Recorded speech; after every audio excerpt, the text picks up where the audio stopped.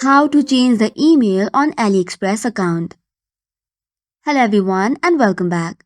If you want to change your email on AliExpress account, let's get started with the steps. First of all, you have to tap open the AliExpress account and log in into it.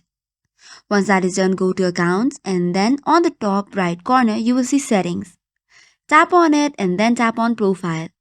First of all, tap on account information and then on email address. This will now send a verification code to your email address, which you have to copy. Once you have got the code, you can just go to the email address or your Gmail and then refresh it. Once you refresh, you will receive an email with a 6-digit code. Make sure to copy the code and then go back to the same AliExpress page. Paste the code and once verified, you should now be able to give another email address.